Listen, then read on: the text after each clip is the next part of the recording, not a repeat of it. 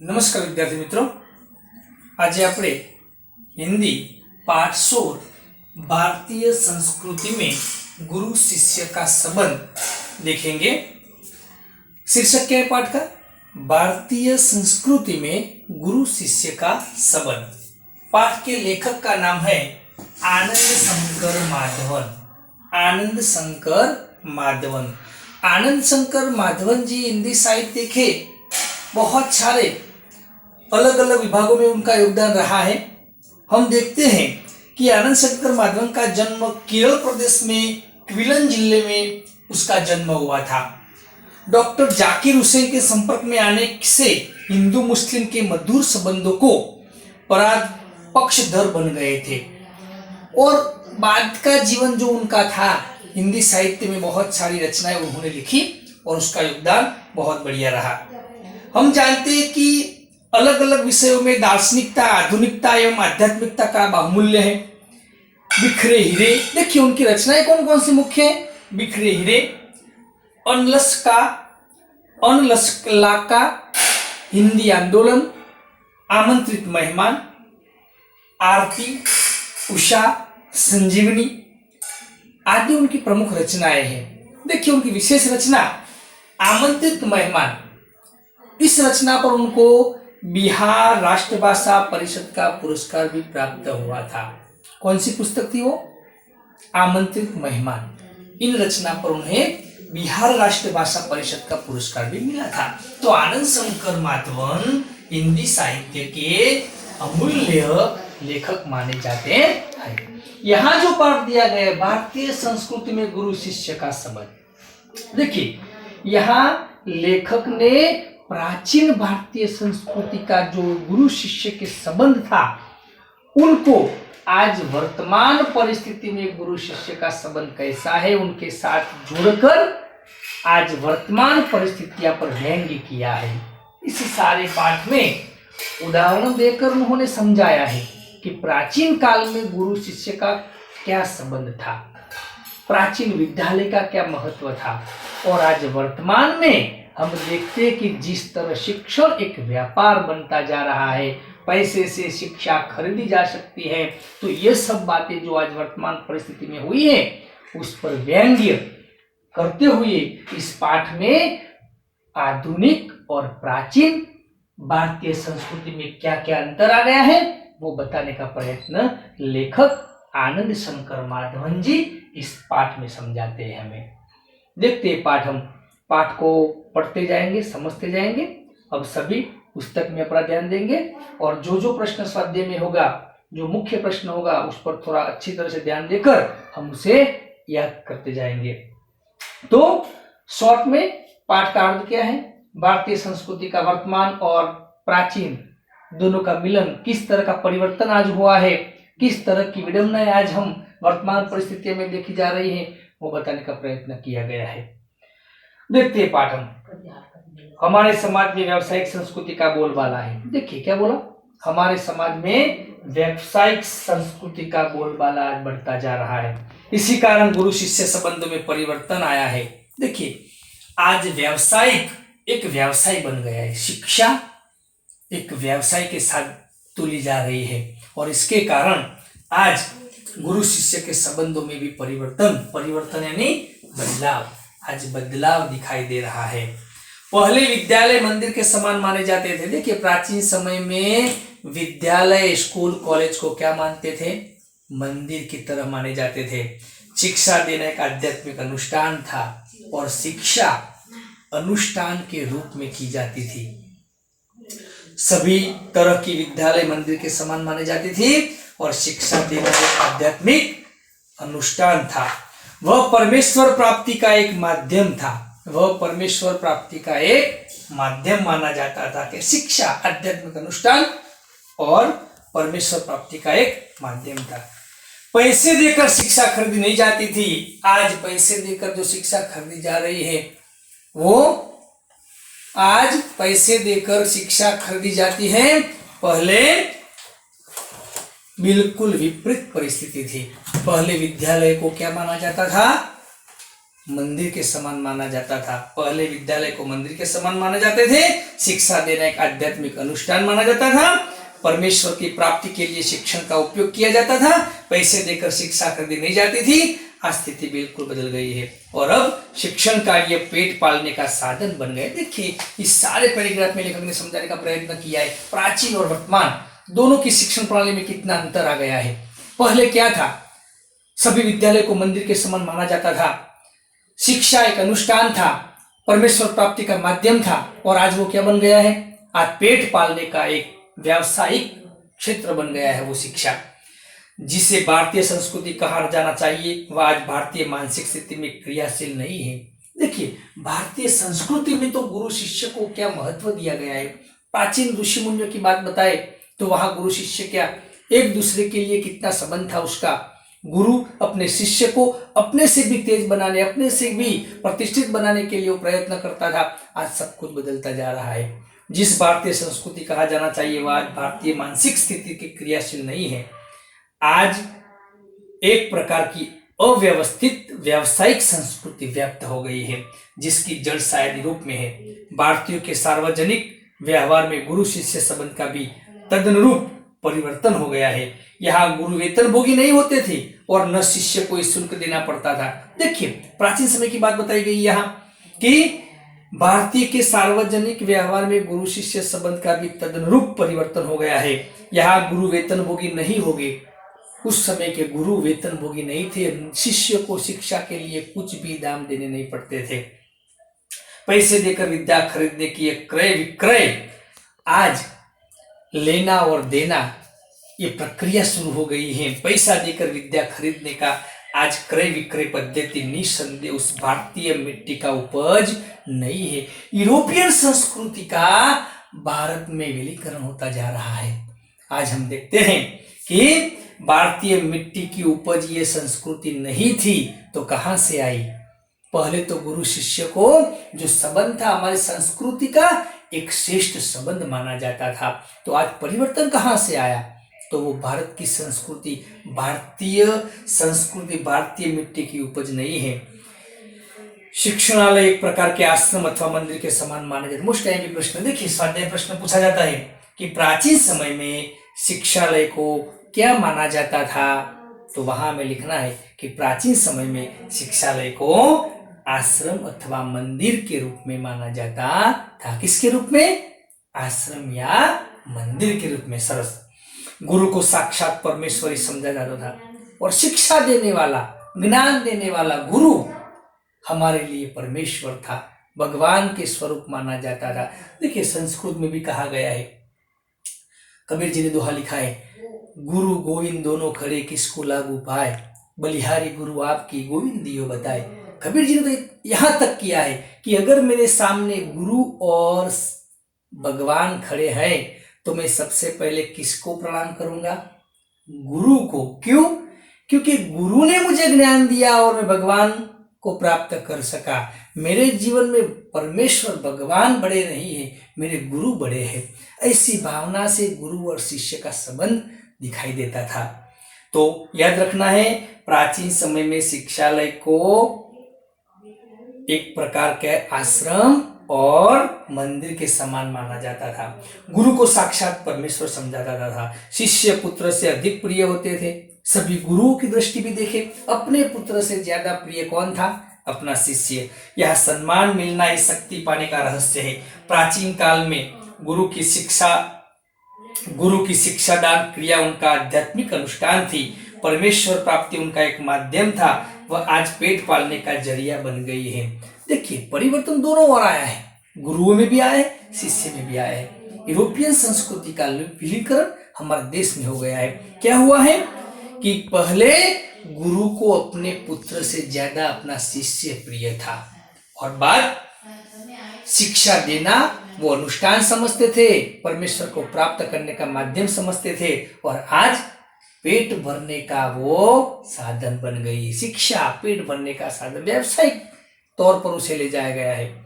प्रारंभ में विवेकानंद को भारत में महत्वपूर्ण स्थान प्राप्त नहीं हुआ, पर जब उन्होंने अमेरिका का नाम कमाया तो भारतवासी दौड़े मालाएं लेकर स्वागत करने के लिए। देखिए अब इस दूसरे पैराग्राफ में हमें दो व्यक्तियों के जीवन चरित्र का उदाहरण दिया है कि भारत में कौन सी तकलीफ है, भारत के लोगों में कौन सी मानसिकता है।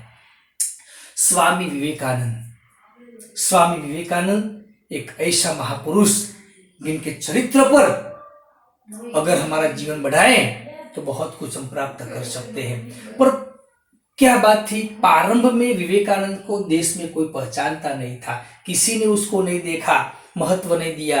पर वो विवेकानंद जब अमेरिका में गया और वहां जाकर उन्होंने नाम प्रतिष्ठा प्राप्त की तो उस समय भारत के लोग उसे माला पहनाने के लिए दौड़े। मेरे भारत का युवान है वो, मेरे भारतीय संस्कृति को आगे बढ़ाने वाला है।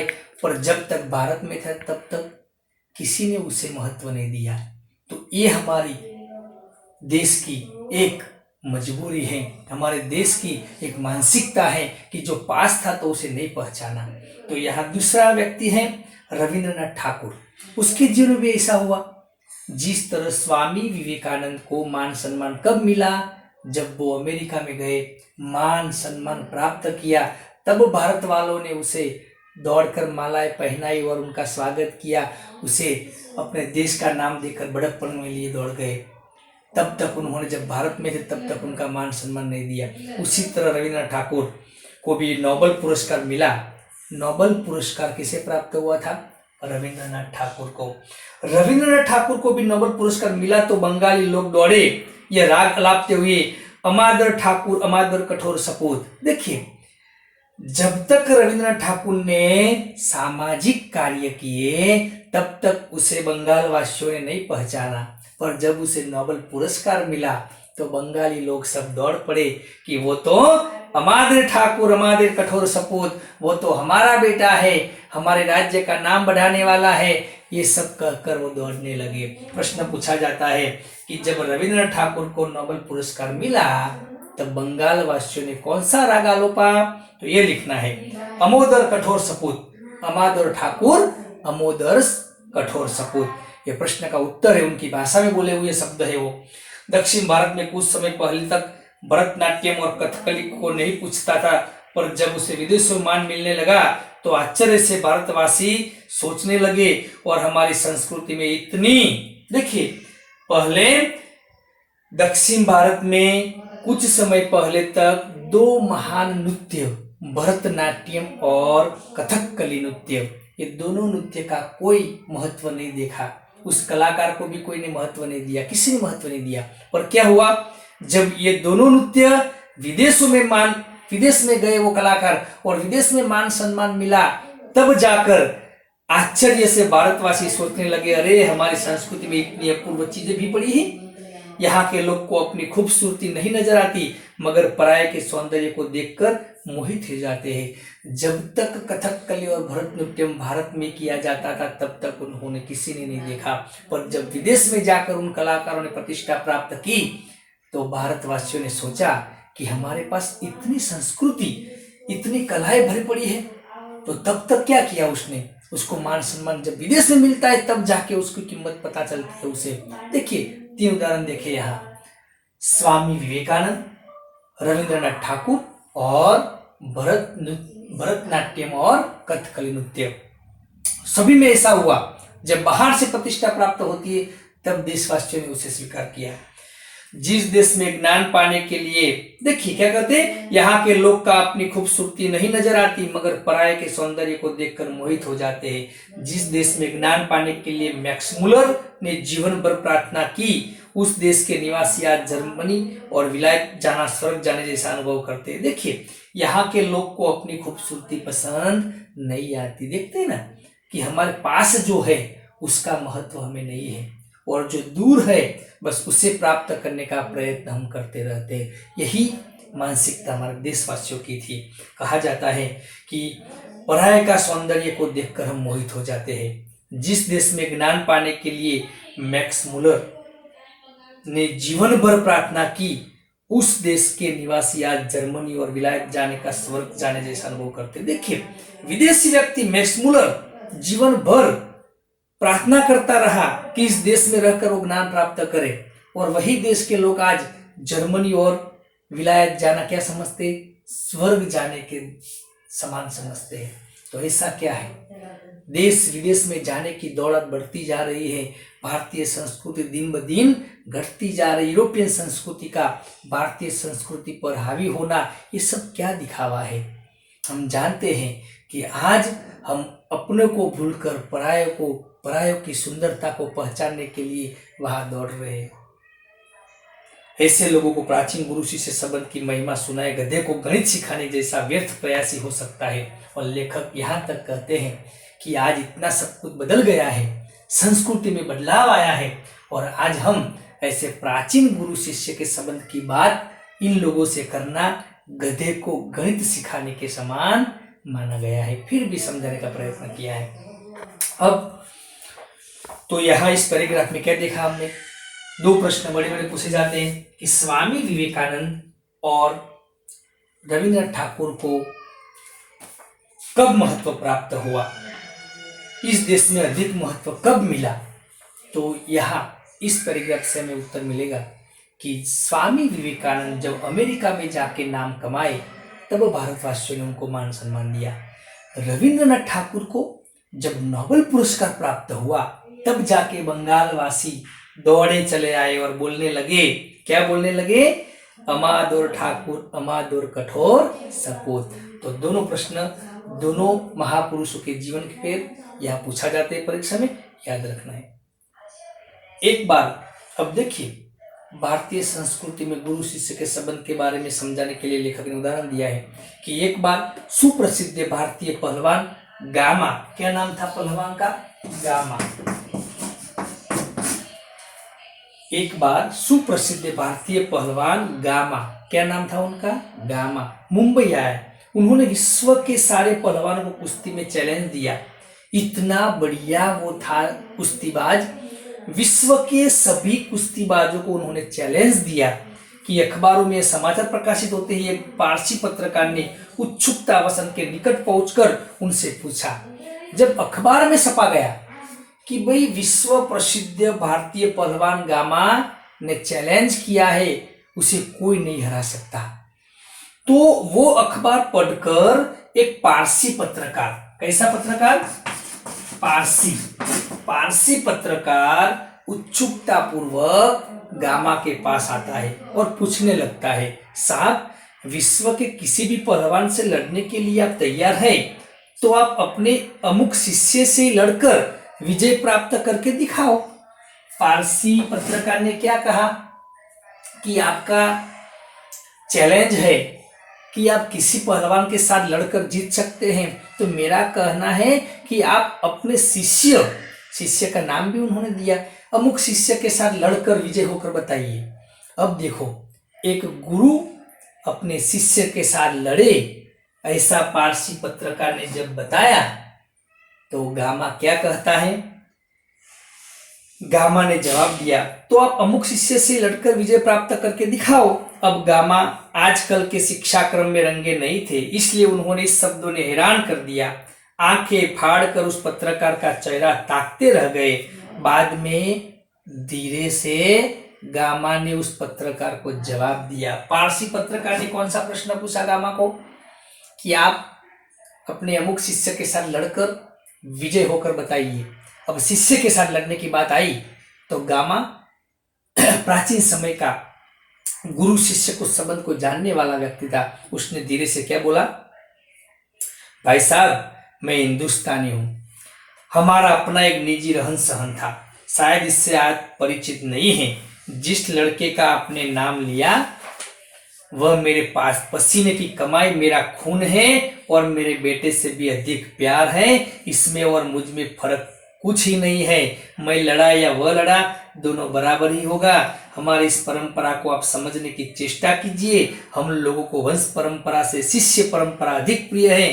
ख्याति और प्रभाव में हम सदा यह चाहते हैं कि हम अपने शिष्य से कम प्रभावी रहे, यानी हम यही चाहेंगे कि संसार में जितना नाम मैंने कमाया उससे कहीं अधिक मेरे पिता कमाए। मुझे लगता है आप हिंदुस्तान नहीं है, आप हिंदुस्तानी नहीं है। देखिए सुंदर जवाब दिया यहाँ गामा ने पारसी पत्रकार को क्या कहा कि भाई साहब आप हिंदुस्तानी नहीं इसलिए नहीं समझ सकते, गुरु शिष्य का संबंध क्या है। आपने जिस शिष्य का नाम दिया ना मेरे साथ लगने के लिए, वो तो मेरा प्रिय शिष्य है, मेरे बेटे से भी ज्यादा प्रिय। और भारतीय संस्कृति में गुरु शिष्य का संबंध क्या है आप क्या जाने। वो मेरा शिष्य लड़े या मैं लड़ूं, उसमें कोई फर्क नहीं है, हम दोनों बराबर ही होंगे। हमारी इस परंपरा को आप नहीं समझ पाएंगे। हमारे यहाँ वंश परंपरा से भी ज्यादा शिष्य परंपरा को मान मिलता है। हमारे बेटे से भी ज्यादा मुझे प्रिय मेरा शिष्य है। ऐसी गुरु शिष्य के संबंध की बात जब गामा ने पारसी पत्रकार से कही तब पता चला उसे कि गुरु शिष्य क्या चीज है। यानी हम यही चाहेंगे संसार में जितना नाम, देखिए क्या कहा उसने कि हमारे भारतीय संस्कृति में गुरु क्या चाहता है कि मेरा शिष्य मुझसे भी बड़ा बने, मैं हमेशा उसके मुझसे भी ज्यादा प्रभावशाली मेरा शिष्य बने। ऐसा भाव हमारे देश की संस्कृति के गुरुओं के पास है। तो यहाँ पहलवान गामा के उदाहरण के माध्यम से लेखक ने गुरु शिष्य का प्राचीन संबंध को बताने का प्रयत्न किया है। तो इस पैराग्राफ में हमें यह पहलवान गामा का जो उदाहरण देकर समझाया, यह सिद्ध किया कि उसकी दृष्टि से गुरु और शिष्य का क्या संबंध है। अब देखते हैं आगे। भारत में गुरु शिष्य संबंध का वह भव्य रूप आज साधुओं, पहलवानों और संगीतकारों में थोड़ा बहुत दिखाई देता है। किसमें? भारत में आज वर्तमान स्थिति में भी गुरु शिष्य का संबंध कहाँ दिखाई देता है?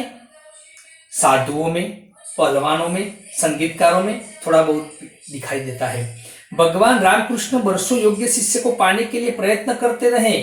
उनके जैसे व्यक्ति को भी उत्तम शिष्य के लिए रो रो कर प्रार्थना करनी पड़ी थी। देखिए एक सुंदर उदाहरण दिया भगवान रामकृष्ण परमहंस। कौन? रामकृष्ण परमहंस। भगवान रामकृष्ण परमहंस जिसे कहते थे महान महापुरुष, भगवान रामकृष्ण परमहंस को भी एक अच्छे शिष्य के लिए, अपने व्यक्तित्व को जगाने वाला शिष्य लेने के लिए रो रो कर प्रार्थना करनी पड़ी थी। तब जाके पता चलता है गुरु के लिए शिष्य का क्या महत्व है। प्रश्न पूछा जाता है कि भगवान रामकृष्ण वर्षों तक योग्य शिक्षा पाने के लिए क्या करते रहे, तो उसका उत्तर क्या होगा? भगवान रामकृष्ण वर्षों तक योग्य शिष्य को पाने के लिए रो रो कर प्रार्थना करते रहे। इसे समझा जा सकता है कि एक गुरु के लिए उत्तम शिष्य कितना महंगा और महत्वपूर्ण है। उसके लिए उत्तम शिक्षक, उत्तम शिष्य एक गुरु के लिए कितना महंगा और महत्वपूर्ण है। इस उदाहरण से में समझा जाता है कि रामकृष्ण परमहंस जैसे महापुरुषों को भी एक अच्छे शिष्य के लिए रो रो कर प्रार्थना करनी पड़ी थी। उसका मतलब क्या है कि गुरु के लिए शिष्य का कितना महत्व है। इस संबंध में हेवान ईर्ष्या का एक कथन सदा स्मरणीय है। देखिए दूसरा एक नाम दिया गया है हेवान ईर्ष्या। हेवान ईर्ष्या याद रखना है हमें। इस संबंध में, किस संबंध में? गुरु शिष्य के संबंध में हेवान ईर्ष्या का एक कथन सदा स्मरणीय है।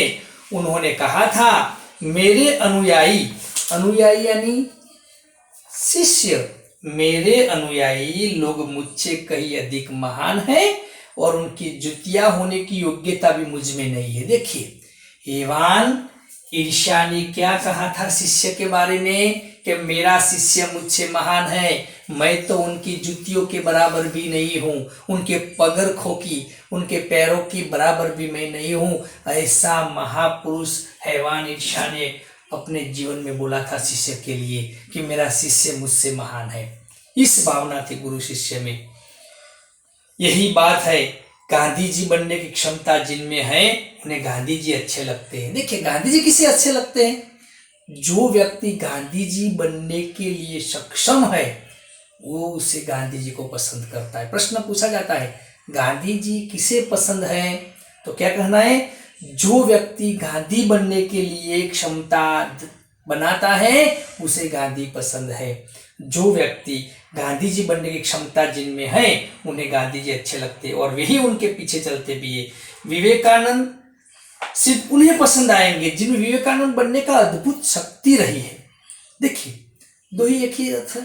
गांधी जी बनना, गांधी जी किसे पसंद है? जो गांधी जी बनने की क्षमता धराता है उसे गांधी जी पसंद है। विवेकानंद, तो जो व्यक्ति विवेकानंद बनने में, विवेकानंद के आदर्श को अपने जीवन में लेने का क्षमता बनाता है, वही व्यक्ति विवेकानंद को पसंद करेगा। तो यहाँ गुरु शिष्य के संबंध के बारे में हमें समझाया गया कि भाई रामकृष्ण परमहंस जैसे महापुरुष को भी एक शिष्य के लिए रो रो कर प्रार्थना करनी पड़ी थी। उसके बाद देखा हमने कि हेवान ईर्ष्या का कथन, क्या कहा उसने कि मेरा शिष्य मुझसे भी महान है, मैं तो उनके जूतियों के बराबर भी नहीं हूं। तो यहाँ गुरु शिष्य का महत्व बनाया जाता है, समझा जाता है। कविता के मर्म और रसिक स्वयं कवि से अधिक महान होते हैं। देखिए, कविता के मर्मग्न और रसिक स्वयं कवि से अधिक महान होते हैं। संगीत के पागल सुनने वाला ही स्वर संगीतकार से अधिक संगीत का रसवादन करते हैं। देखिए, एक संगीतकार जब संगीत बजाता है ना, तो उससे ज्यादा रसमग्न कौन बनता है? उसका सुनने वाला। एक कवि कविता लिखता है, पर कविता के जो शब्द होते हैं ना, वो उससे भी चोटदार होते हैं। यहाँ समझने का प्रयत्न करना है। यहाँ पूज्य नहीं पुजारी श्रेष्ठ है। हमारे देश की संस्कृति क्या है? पूज्य नहीं पुजारी श्रेष्ठ है। समझना है, यहाँ गुरु नहीं उनका शिष्य महत्वपूर्ण है, उनका शिष्य का मान सम्मान है। यहाँ सम्मान पाने वाला नहीं, सम्मान देने वाले महान है। हमारे संस्कृति में क्या था? सम्मान लेने वाला नहीं, सम्मान देने वाला महान है। आज क्या हो रहा है? स्टेज पर खड़े हो जाते हैं, उनका सम्मान किया जाता है, तो लोग सम्मान करने वाले को नहीं, पर सम्मान लेने वाले को महान समझते हैं। पर यह हमारी संस्कृति नहीं थी। आज तक प्राचीन समय में हमारी संस्कृति में सम्मान पाने वाला नहीं, सम्मान देने वाला महान था। स्वयं पुष्प में कुछ नहीं है, पुष्प का सौंदर्य उसे आने वाले की दृष्टि में है। दुनिया में कुछ नहीं है, जो कुछ भी हमारी चाह में, चाह नहीं इच्छा, दुनिया में कुछ नहीं है, जो कुछ है हमारी इच्छा में है, हमारी दृष्टि में है। यह अद्भुत भारतीय व्याख्या अजीब सी लग सकती है, पर हमारे पूर्वज सदा इसी पथ के यात्री रहे। ये थी हमारी भारतीय संस्कृति की व्याख्या। यहाँ पूज्य नहीं पुजारी श्रेष्ठ है। यहाँ सम्मान पाने वाला नहीं, सम्मान देने वाला महान है। यहाँ दुनिया कुछ भी नहीं है, यहाँ तो हमारी इच्छा महत्वपूर्ण है। ये सब थी भारतीय संस्कृति की व्याख्या। आज सब कुछ परिवर्तन हो गया है, सब में बदलाव आ गया है। उत्तम गुरु में जाति भावना भी नहीं रहती। उत्तम गुरु किसे कहते? गुरु शिष्य को ज्ञान देना उसका धर्म है, उसे अनुष्ठान समझता है। वो जाति के आधार पर कभी उसे तोलता नहीं है। कितने ही मुसलमान पहलवानों के हिंदू चेले हैं। देखिए, आज हमारे देश में हम चारों ओर से लोगों के खून में हिंदू मुसलमान के रूप में एक विद्रोह पैदा कर रहे हैं।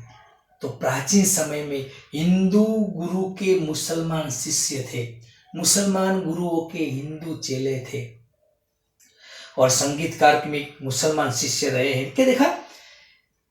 कितने ही मुसलमान पहलवानों ने हिंदू चेले हैं और संगीतकारों के मुसलमान शिष्य रहे। यहाँ परख गुण की, साधना की और प्रतिभा की होती, भक्ति और श्रद्धा की ही कीमत है, न कि जाति संप्रदाय, आचार विचार और धर्म की। यहाँ तो हमारी भारतीय संस्कृति की परंपरा क्या थी? यहाँ गुण, साधना और प्रतिभा को महत्व दिया जाता था, जाति को नहीं। भले वो मुसलमान है, पर वो गुणी है, साधनिक है, प्रभावशाली है, उनकी प्रतिभाशाली है, तो वो गुरु के लिए योग्य था। और वो शिष्य हिंदू और मुसलमान एक दूसरे के गुरु शिष्य के रूप में देखे जाते थे। मुझे क्या लिखाया था एक विद्वान मुसलमान ने ही। उन्होंने कभी नहीं सोचा कि ये हिंदू है और मुसलमान बनना चाहिए। पुराने जमाने में मौलवी लोग बड़े बड़े रामायणी होते थे। देखिए, मौलवी, मुसलमान संतों, मुसलमान गुरुओं को मौलवी बोलते हैं। वो मौलवी भी रामायण का अभ्यास करते थे, रामायणी थे, रामायण की कथा करते थे। ऐसा नहीं था कि मैं हिंदू, मैं मुसलमान हूँ, मैं रामायण मुझे नहीं पढ़ने वाला। वो रामायण का पाठ करता था, रामायण की कथा करता था। तो ये सब आज हमारे हृदय में धर्म पर आधारित गुरु शिष्य की बातें, मतभेद सब आ गए हैं। प्राचीन समय में ऐसा कुछ नहीं था। पुराने जमाने में मौलवी लोग बड़े बड़े रामायण होते थे और आज देहांत में भरत मियाँ, रजित मियाँ आदि अधिक संख्या में दिखाई देते। देखिए नाम भी हमारे तरह, मुसलमान का नाम भरत मियाँ था, रंजित मियाँ था, उसी तरह के नाम में भी कुछ धर्म दिखाई देते नहीं थे। आज के गुरु भी सिर्फ सेवा लेने में चतुर है। देखिए अब प्राचीन भारतीय संस्कृति का महत्व समझाने के बाद लास्ट में आनंद शंकर माधवन जी व्यंग्य के रूप में कहते हैं, आज गुरु भी सिर्फ सेवा लेने में चतुर है, देने में नहीं। उपनिषदों में आचार्यों ने कहा सेवा देने की चीज है, लेने की नहीं। आज क्या हो गया, सेवा लेने में ही सब होशियार बन गए हैं।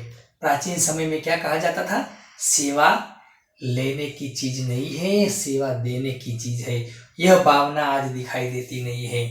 सेवा लेने के अधिकारी बच्चे, सेवा कौन ले सकता है, प्रश्न पूछा जाता है, सेवा का अधिकारी कौन है, तो सेवा का अधिकारी बच्चे हैं। रोगी, असहाय और वृद्ध बच्चों को परमेश्वर को ही मूर्त रूप समझ, क्या कहा है, सेवा लेने के अधिकारी बच्चे, रोगी, जो रोगी है, जो छोटे बच्चे हैं, जो असहाय है, जिसका कोई सहारा नहीं है, और सहृदयता, वृद्ध, जिसका कोई सहारा नहीं है, और जो वृद्ध है, वृद्ध बच्चों को परमेश्वर का ही मूर्त रूप समझा जाता है। यह सब सेवा लेने का अधिकारी है।